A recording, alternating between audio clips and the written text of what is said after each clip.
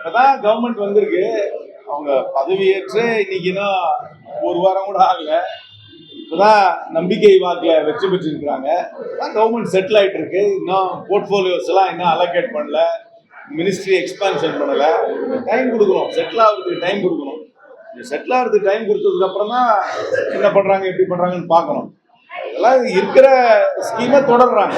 அந்த 1000 ரூபான்றது ஏற்கனவே existing scheme, அது தொடர்ச்சியாக நடந்துட்டு இருக்கு. இன்னைக்கு டெபாசிட் ஆயிடுச்சு கேள்விப்பட்டேன். அதை நான் வரவேற்கிறேன். பட் அவங்களுடைய திட்டங்கள் எல்லாம் இன்னுமே தான் வகுப்பாங்க. ஒரு பட்ஜெட் போடணும், நிறைய இருக்கு. அதனால ஒரு எந்த கவர்மெண்டா இருந்தாலும் ஒரு ஒரு பீரியட் கொடுக்கணும்ல உங்களுக்கு செட்டில் பண்றதுக்கு, செட்டில் ஆகிறதுக்கு டைம் கொடுக்கணும். எப்பவுமே அரசாங்கம்னாக்க அரசாங்கத்துக்கு பிரேக்கே கிடையாது. கவர்மெண்ட் ஆஃப் இந்தியாவா இருந்தாலும் சரி, கவர்மெண்ட் ஆஃப் தமிழ்நாடு இருந்தாலும் சரி, அது ஒரு கண்டினியூம், அது தொடர்ச்சியாக நடந்து கொண்டிருக்கிறதா. அரசாங்கத்துல அங்கம் வகிக்கிறவர்களா மாறலாம், அரசாங்கம் மாறுவது கிடையாது. எந்த அரசாங்கமா இருந்தாலும் முன்னாடி இருந்த திட்டங்களோட தொடர்ச்சியா தான் இன்னொரு திட்டம், அதுக்கு மேலதான் கோல் பண்ணிட்டு போவாங்க. இப்போ வந்து மத்தியில இருக்கும் பாஜக அரசாங்கம் சில செய்யறாங்கன்னா அதுக்கு முந்தின இருக்கிற யூபிஏ அரசாங்கம் செஞ்சதை தான் அவங்க அதுக்கு மேல செய்ய முடியும். அதனால அது கண்டினியூம் தான், பல திட்டங்கள் தொடர்றதான் செய்யும்.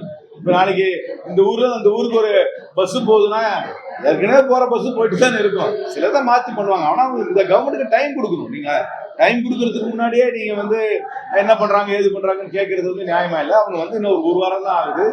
மந்திரி சபையை விரிவாக்கப்படுத்தணும், மந்திரிகளுக்கு வந்து இலாக்கா கொடுக்கணும், முதல் பட்ஜெட் போடணும். அதுக்கப்புறம் தான் நம்ம வந்து ஏதாவது அவங்க பண்ற அணுகுமுறையை பற்றி நம்ம சொல்ல முடியும். என்னை பொறுத்த வரைக்கும் அவருக்கு வந்து தமிழ்நாட்டு மக்கள் ஒரு மாற்றத்திற்கு வாக்களித்திருக்காங்க. ஒரு மாற்றத்திற்கு வாக்களிக்கும் பொழுது அந்த மாற்றத்திற்கு தலைமை தாங்க வேண்டியது விஜய் என்பதில் தெளிவாக வாக்களித்திருக்கிறார். விஜயோட கட்சி தவேக வந்து தனியாக பெரும்பான்மை பெறவில்லை. அதனால மற்ற கட்சிகளுடைய உதவியோடு தான் ஆட்சி அமைக்க வேண்டும் என்று மக்கள் வாக்களித்திருக்கிறார்கள். அதன்படி அவர் வந்து மற்ற கட்சிகளுடைய எய்ட் அண்ட் அசிஸ்டன்ஸ் நாடி தான் இந்த அரசாங்கம் அமைச்சிருக்கிறாரு. மக்கள் வந்து அதிமுக திமுகவை தவிர்த்து விட்டு ஒரு அரசாங்கம் வேண்டும் என்று வாக்களித்திருக்கிறார். அந்த அடிப்படையில் அவர் அரசாங்கம் அமைச்சிருக்கிறார். என்னை பொறுத்த வரைக்கும் 5 ஆண்டுகளுக்கு ஸ்மூதா கவர்மெண்ட் நடத்துறதுக்கு அவருக்கு பெரும்பான்மை இருக்குன்னு தான் நான் நம்புறேன். அவர் இன்னும் போக போக தான் அவருடைய செயல்பாட்டை பார்த்து சொல்ல முடியும். ஆனா மக்களுடைய எதிர்பார்ப்பு அதிகம். ஆனா அவர் மேல நம்பிக்கையும் வச்சிருக்காங்கன்றதுதான் எனக்கு புரியுது. ஏடிஎம்கே வந்து 4 தேர்தலை தோல்வி அடைஞ்சிருக்காங்க. திரு எடப்பாடி பழனிசாமி தலைமையில அவர் வந்து முதலமைச்சர் ஆனதுக்கு பின்னர் அவர் வந்து நேரடியாக மக்களை சந்தித்து முதலமைச்சர் ஆகல. செல்வி ஜெயலலிதா தேர்தலில் வெற்றி பெற்று இறந்த பின்னர் அவர் வந்து முதலமைச்சர் ஆனாரு. அதுக்கப்புறம் 4 தேர்தலை அண்ணா திராவிட முன்னேற்றம் சந்தித்திருக்கிறது. 2 சட்டமன்ற தேர்தல், 2 பாராளுமன்ற தேர்தல், 4 தேர்தலில் தோல்வி அடைந்திருக்கிறார்கள். அதனால ஒரு அடிமட்ட தீவிர அண்ணா திராவிட முன்னேற்ற கழக உறுப்பினர் கூட இன்னும் 5 ஆண்டுகள் கழித்து எடப்பாடி பழனிசாமி ஒரு தேர்தலில் வெற்றி பெற்று தங்கள் கட்சியை ஆட்சிக்கு கொண்டு வருவாரான்னு கேட்டீங்கன்னா, அவங்க மனசாட்சிப்படி கேட்டீங்கன்னா அவங்க வந்து முடியாது. அதுல வந்து அவங்களுக்கு நம்பிக்கை இருக்காது. அதனால இன்னைக்கு ஒரு எக்ஸிஸ்டென்ஷியல் கிரைசிஸ் அண்ணா திராவிட முன்னேற்ற கழகத்துக்கு இருக்கு. அது வெளிப்படையா தெரிகிறது. அதனால பல பேர் தேர்தலுக்கு முன்னாடியே வெளியேறிட்டாங்க.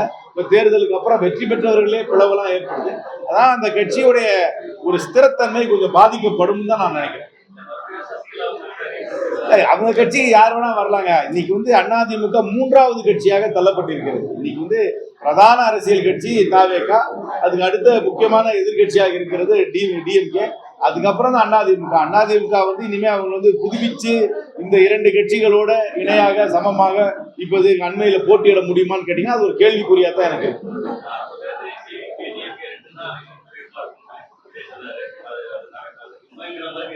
அவருடைய அரசியல் கணிப்பு கரெக்ட் தான். அவர் வந்து நம்ம எல்லாம் கொஞ்சம் குறைச்சு மதிப்பீடு பண்ணிட்டோம். நம்மளும் எங்களையும் நானும் சேர்த்து தான். நானும் அவர் ஒரு குறிப்பிட்ட வாக்குகள் பெறுவாருன்னு தான் நினைச்சேன். அதை தாண்டி அவரோட வாக்குகள் வாங்கி சீட்டாவும் மாறி இருக்கு. அவர் தேர்தலில் முதல்ல சொல்லும் போது இது வந்து தேர்தல் வந்து தவேகாவுக்கும் டிஎம்கேக்கும் சொல்லும் போது அதை பல பேர் ஏற்றுக்கொள்ள. ஆனா அதுதான் நிலையா கிடைக்குது.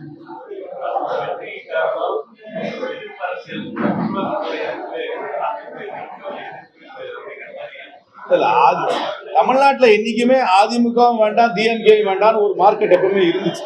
அதை வந்து யாருமே சரியா அறுவடை பண்ண முடியல. இன்னைக்கு ஒரு பாப்புலர் மூவி ஸ்டார், எல்லாருக்கும் அறிமுகமான மூவி ஸ்டார் ஒரு கட்சி ஆரம்பிக்கும் போது குறிப்பாக இளைஞர்கள் மத்தியில எந்த ஒரு கட்சியும் இந்த திராவிட கட்சிகள் மீது எந்த விதமான பாசப்பிணைப்பும் இல்லாதவர்கள் குறிப்பாக இந்த இன்டர்நெட் மூலமாக சோசியல் மீடியா மூலமாக அரசியலை பற்றி செய்தியை உள்வாங்கிக் கொள்பவர்கள் ஒரு பெரிய அளவில் அவருக்கு ஆதரவு தெரிவிச்சிருக்காங்க. அதனால 35% வாங்கினாலும் யங்ஸ்டர் ஓட்டு, அதாவது 35 வயசுக்கு உட்பட்டவர்கள் வாக்குகள் கணிசமாக அவருக்கு அதனால இந்த ஒரு மாற்றம் வர வேண்டும் என்பதற்காக அவருக்கு ஆதரவு அளித்து வெற்றி அடைகிறார். இது சிரஞ்சீவி இருந்த டைமுக்கு இப்பவும் பெரிய வித்தியாசம் என்னன்னு கேட்டீங்கன்னா சோசியல் மீடியா. அப்ப இருந்த சோசியல் மீடியா டெப்த்தை விட இப்ப சோசியல் மீடியா டெப்த் ஜாஸ்தி. இப்ப ஒரு 30 வயசுல கீழே இருக்கவங்க யாரும் தொலைக்காட்சி பார்ப்பது கிடையாது, அவர்கள் பத்திரிகை தாள படிப்பது கிடையாது. அவங்களுடைய பிரைமரி சோர்ஸ் ஆஃப் இன்ஃபர்மேஷனே சோசியல் மீடியா மூலமா தான் வருது. இந்த சோசியல் மீடியா மேல வர்றது மட்டும் இல்லாம மைக்ரோ கேம்பெயின் வீட்டுக்குள்ள பிரச்சாரம் நடந்திருக்கு. அதை தான் வாடிக்கையான அரசியல் கட்சிகள் யாருமே கவனிக்கல. இவங்க எல்லாரும் என்ன பண்றாங்க, பேரணியை பாக்குறாங்க, டோர் டு டோர் கேம்பெயின் பாக்குறாங்க, மீட்டிங்கை பாக்குறாங்க. அந்த வீட்டுக்குள்ள நடந்த மைக்ரோ கேம்பெயினை மிஸ் பண்ணிட்டாங்க. அதனால அந்த மைக்ரோ கேம்பெயின் நடந்ததை கணக்கை எடுத்துக்காதனாலதான் தாவேகாவோட வீச்சை நம்ம குறைச்சு மதிப்பீடு பண்ணிருக்கோம். அதனால அந்த சிரஞ்சீவி இருந்த டைம் வேற, இப்ப இருக்கிற டைம் வேற. இவங்க யூஸ் பண்ண யுக்திகள் வேற, சிரஞ்சீவி யூஸ் பண்ண யுக்திகள் வேற. இந்த காலத்துக்கு ஏற்பாட்டு இந்த தலைமுறைக்கு உகந்த யுக்திகளை கையாண்டதுனால வெற்றி அடைஞ்சிருக்காங்க. இல்ல ஒரு பேரமும் நடக்கலையே, என்ன பேரம் நடந்திருக்கு? எனக்கு பேரம் நடக்காத மாதிரி எதுக்கு பதில் சொல்லணும்? ஒரு பேரமும் நடக்கலையே. இப்ப அவர் கடிதம் எழுதி ஆதரவு கேட்டது காங்கிரஸ் கட்சி கிட்ட, விசிகா கிட்ட, கம்யூனிஸ்ட் கட்சி கிட்ட, ஐஎம்யூஎல் கிட்ட. அந்த 4 கட்சி, அந்த 5 கட்சி, கம்யூனிஸ்ட் 2, இந்த 5 கட்சியும் ஆதரவு கொடுத்துருக்கு. அவர் ஆதரவே கேட்காத கட்சி ஆதரவு கொடுத்தா அவர் என்ன பண்ணுவாரு? நானே நேற்று கூட சொன்னேன், ஒரு இலையில பந்தியில உட்காந்துருக்கான், எக்ஸ்ட்ரா ஒரு ஸ்வீட் ஒருத்தர் வச்சுட்டு போயிட்டாரு, அவ்வளவுதான். யாரும் கேட்கல, அந்த ஸ்வீட்டை பரிமாறுங்கன்னு யாரும் கேட்கல, பரிமாறுவர் வச்சுட்டு போயிட்டாரு. யாராவது ஆதரவு தந்தாங்கன்னா வேண்டான்னு யாரும் சொல்ல மாட்டாங்க. நம்ம போய் கேட்காத ஆதரவு வந்தாலே அதை ஏத்துக்கதான் செய்வாங்க. இல்ல ஏடிஎம்கே சேர்த்துக்கவே வேண்டாம். நான் தெளிவா சொல்றேன், இன்னைக்கும் சொல்றேன், ஏடிஎம்கே சேர்த்துக்கவே வேண்டாம். ஏடிஎம்கே இல்லாமல் 5 ஆண்டுகள் ஸ்மூதா கவர்மெண்ட் நடத்த முடியும். ஏடிஎம்கே சேர்த்துக்கிட்டா அது ஒரு மைனஸ் ஆகும். மக்கள் வாக்களித்தது அதிமுகவும் வேண்டாம், திமுகவும் வேண்டாம், அது ஒரு மாற்றமா தான் ஒரு அரசாங்கத்தை அமைக்க சொல்லியிருக்காங்க. அதனால அவர் கம்யூனிஸ்ட் கட்சி, ஐயூஎம்எல், விசிகே, காங்கிரஸை சேர்த்துக்கிட்டா மக்கள் ஏத்துக்கிறாங்க.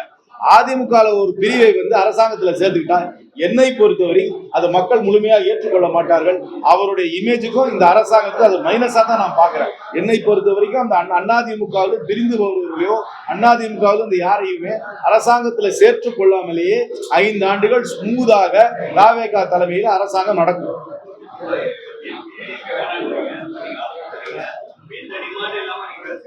இல்ல நாங்க அரசாங்கத்துல பங்கேற்க போகிறோம் சொல்லியிருக்கோம். அடுத்த தேர்தலில் கூட்டணி வைக்க போறோம் சொல்லியிருக்கிறோம். கண்டிப்பா எங்களுடைய சித்தாந்தத்தையும் அவங்க மதச்சார்பின்மை சித்தாந்தத்தையும் அவங்க பின்பற்றணும்னு பார்ப்போம். எங்களுடைய சிந்தனைகளும் கண்டிப்பாக நாங்க பகிர்ந்து கொள்வோம்ல. அரசாங்கத்துல பங்கேற்கிறோம்னா எங்க மந்திரிகள் கேபினெட்ல இருப்பாங்கல்ல, எங்களுடைய ஆலோசனை கண்டிப்பா சொல்லத்தானே செய்வோம். நாங்க எப்படி ஒண்ணுமே சொல்லாம எங்க மந்திரிகள் போவாங்க? எங்களுடைய சித்தாந்தம் சொல்லுவோம். எங்களுக்கு ஒரு தேர்தல் அறிக்கை இருக்கு, எங்க தேர்தல் அறிக்கையில இருக்கிற அம்சங்களையும் நாங்க வலியுறுத்த தான் செய்வோம். ரைட்டா? வேற ஏதாவது இருக்கா? திடீர்னு ஏறல யாரு, அது அதுக்காக அவங்க இழுத்து பிடிச்சிருக்கலாம் கொஞ்ச நாள். இன்னைக்கு சப்ளை செயின் அஃபெக்ட் ஆயிருக்கு. அது ஸ்ட்ரெயிட்டா ஹார்மூஸ்ல இருந்து எல்லா டேங்கரும் வரல. அதனால பெட்ரோல் விலை ஏறத்தான் செய்யும் உலகமெங்கிலும். ஆனா நம்ம முதல்ல ரஷ்யா கிட்ட இருந்து வாங்குறதையும், ஈரான் கிட்ட வாங்குறதையும், அமெரிக்கா கூட ஒரு வர்த்தக ஒப்பந்தம் போட்டுக்கிறதுக்காக அதுல வாங்க மாட்டோம் நம்ம வாக்குறுதி கொடுத்துட்டோம். அதுதான் தப்பு. நம்ம ஒரு சாவரன் கண்ட்ரி. நம்ம யார் கூட வர்த்தகம் பண்ணிக்கிறோம், யார் கூட வர்த்தகம் பண்ணாம இருக்கோம் இன்னொருத்தர் டிசைட் பண்ணக்கூடாது. ஆனா இவங்க அமெரிக்கா கூட கொண்டு போய் ஒரு வர்த்தக ஒப்பந்தம் பண்ணணும்ன்றதுக்காக அந்த 2 நாட்டோட நாங்க வாங்க மாட்டோம்னு உத்தரவாதம் கொடுத்துருக்காங்க. இன்னும் அந்த வர்த்தக ஒப்பந்தம் கையெழுத்து கூட இல்லை. ஆனா இன்னைக்கு நீங்க பாத்தீங்கன்னா அதானி குடும்பத்துக்கு ஒரு பெரிய கன்செஷன் அமெரிக்கால இருந்து கொடுத்துருக்காங்க. இதையெல்லாம் பின்னி பார்க்கும் பொழுது அமெரிக்கா கிட்ட முழுமையாக அடிபணிந்து விட்டது இந்த அரசாங்கம் என்றுதான் எனக்கு தெரிகிறது. இல்ல இது அவங்க நின்று ஜெயிச்ச சீட்டு, அவங்கதான் முடிவு. தாவேகா ஜெயிச்ச சீட்டு கிளைம் பண்றதுக்கு காங்கிரஸ்க்கு லாஜிக் கிடையாது. இந்த தேர்தல்ல இந்த தேர்தல் கேண்டிடேட் அக்னாஸ்டிக் தேர்தல். அதாவது கேண்டிடேட் யாருன்னு பார்க்காம விசில் சின்னத்துக்கும் விஜய்க்கும் வாக்களித்தார்கள். ஆனா இந்த மாதிரி சில தேர்தலுக்கு முன்னாடி நடந்திருக்கு. கேஜ்ரிவாலுக்கு நடந்த தேர்தல் டெல்லியிலும் இப்படிதான். கேஜ்ரிவால் முதல்ல ஜெயிக்கும் பொழுது கேஜ்ரிவால் தேர்தலில் கேஜ்ரிவாலுக்கு ஓட்டு போட்டு தான் சொன்னாங்களே ஒழிய அங்க இருக்க வேட்பாளர் பேரே தெரியாது. ஒரு வகையில இது வந்து ஒரு ஆரோக்கியமான பாராளுமன்ற ஜனநாயகத்துக்கு நல்லது கிடையாது. ஆனா இந்த தேர்தலில் ஓவர்வெல்மிங் சென்டிமெண்ட் வந்து ஒரு மாற்றம். அந்த மாற்றத்துக்கு முகம் விஜய், அந்த மாற்றத்துக்கு சிம்பல் விசில், அவ்வளவுதான் ஓட்டு போட்டாங்களே தவிர வேட்பாளர் யாரும் பார்க்கல. இனிமேதான் பல வேட்பாளர் தொகுதியிலே போய் அவங்களை அறிமுகப்படுத்திக்கணும்.